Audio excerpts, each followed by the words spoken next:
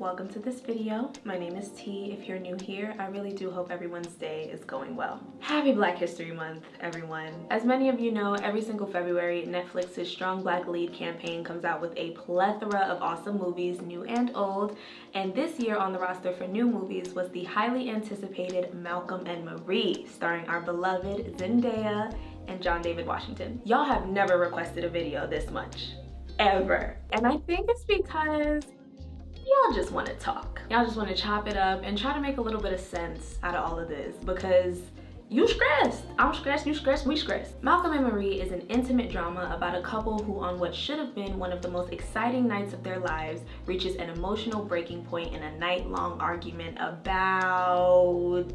we're getting there. When they were promoting this movie, I was so excited. Oh my gosh, because you know, it was the movie, the infamous movie that Zendaya was recording during lockdown, and it was her first big girl film. Not that she's not a big girl, a woman, but this is her first big role playing an adult, no? Knowing this, coupled with the promo images and the trailer they released, I thought this was gonna be a love story.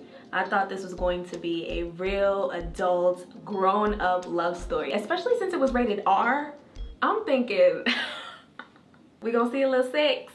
What's the word? Whole time, the R stood for rock my shit. It stood for roller coaster. Nothing in my mind ever indicated to me that this would be a nearly 2-hour-long movie of a couple fighting. But real quick before we get into it, I just want to emphasize that today, again, we just chopping it up. We're just talking. I'm sharing my observations as an audience member. That's really all I'm ever doing, but ever since this movie came out, it seems like everyone has turned into some elite, prestigious film critic overnight. I just make YouTube videos. The movie begins with Malcolm and Marie coming back home from the premiere of Malcolm's movie, which he wrote and directed, so it's a really big deal for him. Malcolm is super excited, high on adrenaline, he bouncing all over the house, man got the zoomies, for real. And Marie is very aloof. Something is obviously bothering her, but she knows she is not in the position to productively or respectfully discuss that. At least not tonight. Anyway, Malcolm keeps persisting, so she finally gives in and tells him that she's upset that he didn't thank her in his speech that night. He says it was just a little up, it just slipped his mind. And she says there is no possible way something like that ever could or should slip his mind, considering it's a movie about her life. Boom. So that's the issue, right? That was the whole issue with the movie. It's not about the problem, it's about the principle. She does not want an apology. She wants to be appreciated. And she wanted him to own up to his greater inability to keep her importance in his life and in his career at the forefront of his mind. All right, let's start with round 1 of like 5 or 6 this night. So after Marie expresses that she's pissed and she walks off, big men start eating mac and cheese that she made him, and from the dinner table he decides to pick up the fight again. So immediately we see how reductive, how condescending, how belittling Malcolm can be. You see, a lot of people were saying that Zendaya was the better actor in this film, partially because her character was written better, and in a way I kind of agree, but John David Washington absolutely stole the show when it came to body language. It's the hunched over, grunting, talking with your mouth full, holding your fork like this, while still having the gumption to verbally abuse your girlfriend from across the house for me. I swear, if it's one thing these got, it's the audacity. He can remember to cater to everyone else in his life, he can devote himself to everyone else in his life, but when it comes to Marie, she is just as significant as that bowl of mac and cheese. And then she says, I feel like once you know someone is there for you and you know they love you, you never actually think of them again. It's not until you're about to lose someone that you finally pay attention. Okay, a word. And the irony in him proving her point barely 10 minutes later. The only time this man panicked about Marie and was truly concerned about her well-being was when she was gone, like physically out of sight. There were points in this movie where she was crying, she was screaming. Remember that part where she was on the floor and she was showing him what authenticity looked like, so she was pretending she was gonna hurt herself? She literally had a knife in her hand. Who was she gonna use it on? Him? Herself? Find out on next week's episode of The Made Me Crazy. If nothing else, that specific moment absolutely warranted panic from Malcolm. But he ain't give no panic. Only panic were the 2 times in the movie he thought she was gone. And the funniest part is, when he be looking for her, she hears him. I mean, shit, the whole county hears him. Marie, Marie, head ass. And this is so telling and kind of sad. You know, his neglect and his indifference toward her is so bad. She finds pleasure in hearing him need her, even if it means she has to make him frantic and worried in the process. Anyway, after she comes back from the bushes, she expresses how annoying and confusing it is that he is equal parts apathetic and needy at the same damn time. And she hints that his neediness is probably why she gave up acting, because she was too busy tending to him. Oh, this set Buddy off. This was the moment we got a little backstory, because up until this point, I was truly perplexed as to why she was with this man. You see, from the moment he was sitting at that dinner table, calling her all types of crazy and delusional with remnants of Kraft mac and cheese flying out the side of his fucking mouth, I knew this wasn't nothing new. This was just a regular Friday night in the Malcolm and Marie household. So this whole time I'm thinking, I see why he would chew. Trust me, we all see why he's with you. But why are you with him? Is the part where the math just wasn't mathing. This leads us into round 2. In this fight, we learned that when they first met, Marie was heavily addicted to drugs. By the way, Sam Levinson, I would just like to know, is this a coincidence or is this a comfort zone? Because Zendaya's talent spans beyond playing a character with a history or an active struggle with substance abuse. I'm just saying. So yeah, we learn about Marie's past, courtesy of Malcolm, who decides to rub it in her face that when they first met, she was at her lowest point in life. And she was the one who needed support. So no, she's not allowed to make it seem like she paused her life to support him, because he never asked for that. And how dare she try to blame it on him, that she doesn't possess the same tenacity and superhuman work ethic that he does. That's not his fault. Mr. Malcolm just built different. He wishes that she would have been less of a lazy bitch and continued her career. That way, if he ever forgot to thank her at a movie premiere, she wouldn't come home, start a fight, relapse, and try to slit her wrist with nail clippers. Clap if you've ever wanted to kill somebody.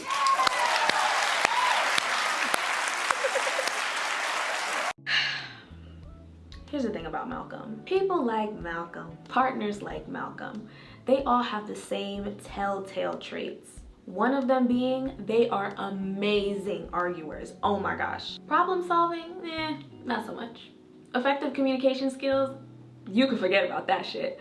But the one thing they absolutely will do is make you seem like you're completely out of your mind, completely questioning all of your own beliefs, because they will stop at nothing to win an argument, even if it means that they gotta go up in the back of that closet and pull out all of your demons, all of your vulnerabilities, all of your embarrassments, and throw it back in your face.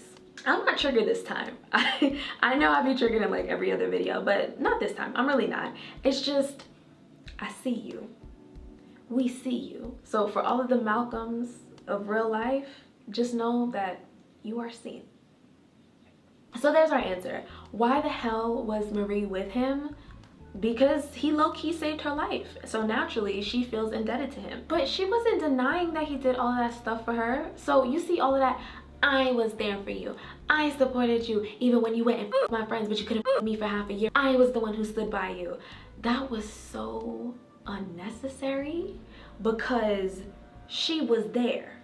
You don't need to remind her. I'm pretty sure she remembers every single day of her life. But oh wait, even with the gut punch she just took, here comes Marie. Like a phoenix, she rises. And now it's time for round 3. And look, I won't lie to you. At this point, this was the part of the movie where I was just begging somebody to go to sleep. Please, I'm begging somebody to just brush their teeth and go to bed. Because remember, I'm still expecting a love story. All right, round 3, Marie's turn. She said, cut the shit, okay? Listen, when she said that, I was like, ding, ding, ding. Let's get ready to rumble. Because if I'm arguing and I say cut the shit, back talk is quiet. Ain't no back talk. So she says, cut the shit. You weren't there for me because you loved me, because you're just so selfless. You were there because you saw a movie in me. You saw a box office hit in my pain, so you stuck around for your research. Then she goes on this whole rant about how his work is really just regurgitations of other people's tragedies. None of it is really original. She even calls him mediocre, all that, all that. Now this was Marie's only monologue where I thought she was just being mean, just because. I think she was just trying to hurt him the way he had just hurt her, and I don't necessarily think she's wrong for it. I just think it wasn't It wasn't really necessary. And I think that moment, like, it held up a mirror to the audience and was like, see, couples, you see what happens when you veer off course and you start attacking each other instead of attacking the problem?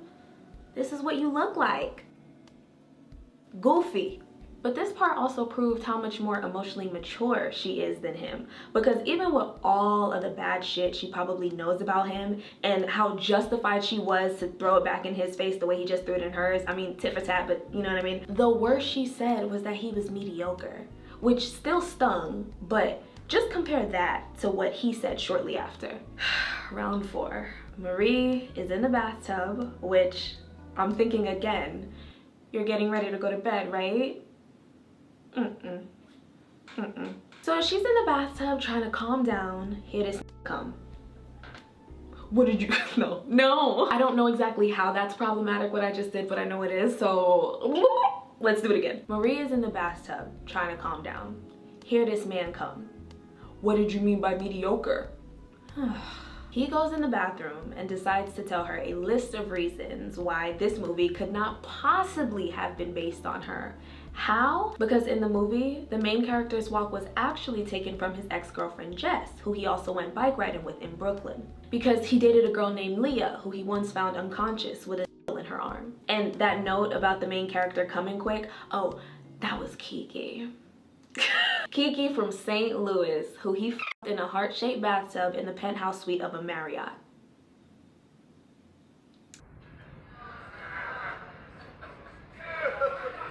Clap if you care. Oh, but he's not done. According to him, although Marie is sober, she's still twisted in the head because she enjoys being hurt and traumatized, and she should stop smiling about it because it makes her look, and I quote, like a clown. Okay, let's go through the roster of emotional abuse, shall we? So first, he calls her crazy as he inhales macaroni and cheese she made for him. Then, he gaslights her by saying she never paused her life to help him. If anything, he helped her, as if both can't be true at the same time. Then, he mocks her trauma just to win an argument. Now he's telling her she looks like a clown. Round of applause for manipulator Malcolm. Yes, yes, big man. You did it. You did it. Your prize? Probably prison. We're still figuring it out. Because what does this have to do with anything? Remember where this argument started. Marie just wanted some R-E-S-P-E-C-T. She just wanted some appreciation, some gratitude. And this man traveled all around the world, literally and figuratively, instead of just giving her that. From Brooklyn to Barcelona to the penthouse suite of a Marriott in St. fucking Louis. And mind you, he's delivering all these insults to Marie while she's naked in the bathtub. So there's the emotional vulnerability and the physical. And let's not forget about all the comments he made about her weight throughout the movie. Oh my gosh, that made me so uncomfortable. Skinny bones, featherweight, I'ma snap you like a twig. Eventually, he gets a notification on his phone that the white girl from the LA Times reviewed his movie.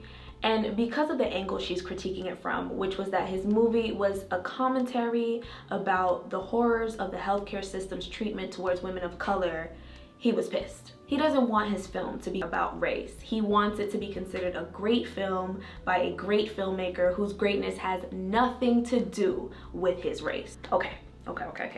I think now is the perfect time to address all of the criticism Sam Levinson has been getting for trying to write from the perspective of a black man. Let's not do this again. Listen, I understand that there are black creators out there who want their work to be completely detached from their race. Like they moving with that whole I'm not black, I'm OJ type of mentality. Tell me how things are looking for those guys. Tell me how they look walking around with that 10-foot self-hating elitist stick up their asses. Did he want to ride a coon? Because if he did, he kind of succeeded a little bit, but still not for you. I read that the character of Malcolm is loosely based on Sam himself, and the story was inspired by a fight he had with his wife when he forgot to thank her in a speech. Knowing this, it seems like Sam Levinson used the character of Malcolm to air his frustrations towards the critics of his work. I'm gonna assume his work on Euphoria. I could be wrong, but I'm about to explain if you'll follow me. So Euphoria is a great show, a phenomenal show. Y'all know I love it, but problems exist. They're fucking teenagers and they wildin'. It's intense, it's disturbing, it's graphic, and some critics have even gone as far as attacking Sam's character and like the integrity of who he is as a person, because they just don't believe that a show like Euphoria should ever air under any circumstances. And I could only assume that he's upset that people have the nerve to question the genius factor, because there are people out there who are saying Euphoria is only Emmy worthy because it's shocking, because it's disturbing, when in reality there are so many other aspects. It's an amalgamation. The vocab in this movie was absolutely out of this world, right? But yeah, the show is an amalgamation of brilliance and talent from a number of different people. It's not just the shock factor that makes it great. I think he projected those frustrations onto Malcolm, but in order to Malcolmize it, he made Malcolm's frustration about critics tying his work to his blackness. But the irony in that is, by saying Malcolm doesn't want it to be about race, Sam made it about race. And the thing about that is, it's inescapable. Like, when you're black, you can't circumvent the matter of race, no matter how hard you try. And I feel like a black writer would have immediately recognized the irony in that. And you know, maybe Sam Levinson is 10 steps ahead of me, and maybe this was the whole point the whole time, but it's still a no for me. I'm not saying white writers can't write black characters, but it's weird to make it about race by writing a character who doesn't want to make it about race. Like, do you see why it don't work for me? Especially since that little nugget did nothing for the plot. Or maybe that was emphasizing how egotistical Malcolm really is. He views his genius as superhuman, detached from all humanly things, and if it were to manifest into physical form, it wouldn't be black, it wouldn't be a man, it wouldn't be straight, it would just be genius. And that's why he can't give Marie the credit she deserves, because he can't accept that his genius, along with the movie, is an amalgamation of other people's contributions. He'd rather live in the lie that he did it all by himself. See, nah, at this point, I'm doing too much. I'm gonna stick to my original point. Trying to embody the black perspective when you're not black is just not a good idea. So yeah, fast forward to round 5. By this time, Marie is emotional. If I had to guess, poor thing's just exhausted. Remember, we were supposed to go to bed hours ago. Now she wants to know why he didn't cast her in his movie. And oh gosh, I felt so sad for her because her goal never changed. Ultimately, she wanted him to realize how ungrateful he was, but he wouldn't budge, so she kept changing her approach. First, it was, why didn't you thank me in your speech? Then it was, admit that the movie is about me. Then it was, you can't admit that the movie is about me because you want sole ownership. Now it's, why didn't you cast me? Oh my gosh, you know what? I've had enough of you.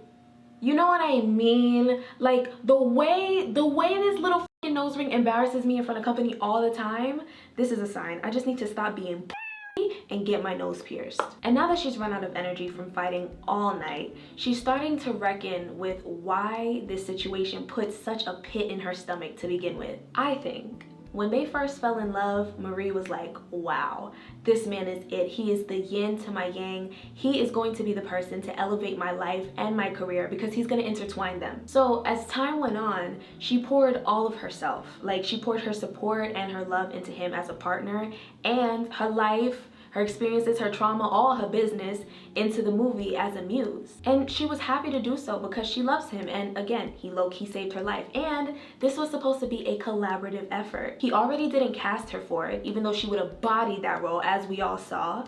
And he didn't even thank her. So now she's like, what do I have to show for all of this shit? What do I have to show for the chaos of my life? For me stopping my career? For me not taking the time to repair all of that emotional damage because I was too busy being your woman? Because all the sacrifices Malcolm made, he has stuff to show for that, okay? He has a ride or die beautiful woman on his arm at all times, and he has a movie, an awesome movie that's going to be critically acclaimed. But what does she have? You know, she knows that it's too late to receive something tangible at this time. She ain't getting no screenplay credit. She's not in the movie, so it's not like she's gonna get any awards or anything like that. So all she's asking for is gratitude. Fast forward to the end. In a basic plot diagram, I guess this would be considered the resolution. I don't want to call it that though, because wasn't shit resolved? You mean to tell me it took a whole night of y'all arguing for him to say thank you when she locked off the lights to go to sleep?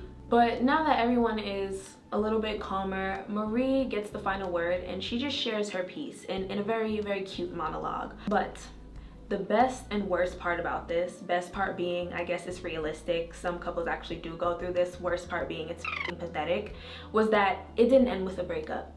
It didn't even end with a threat like, yo, if you pull this shit ever again, I'm gone. It ended with a fucking surrender. She said, I'm not gonna leave. Even with everything we've been through tonight and we'll probably go through again, I am not going to leave. But if you keep acting like this, everyone else around you just might. So get your shit together for them. That was the note that the movie ended on. Whew, Chile, right?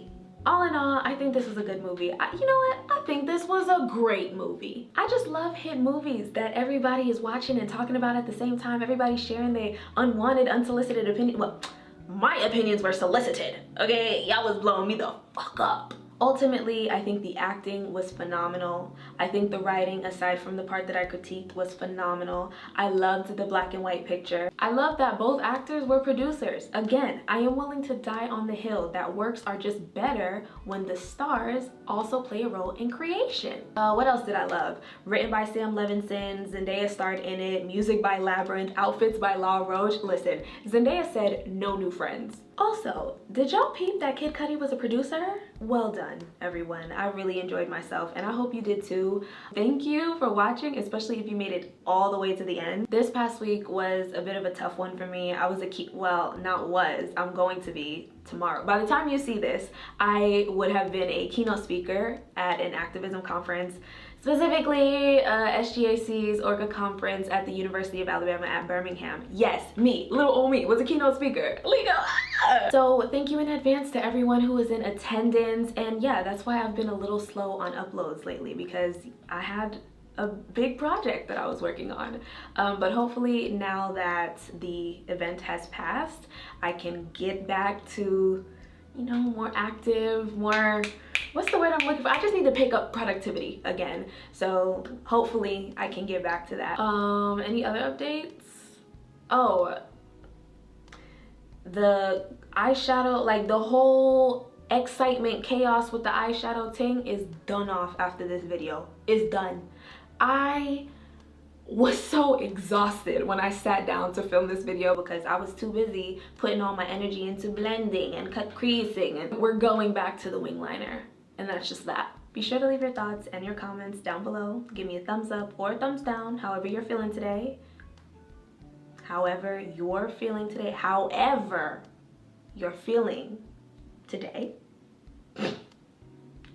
And subscribe for more content. I'll catch you in the next video. Bye.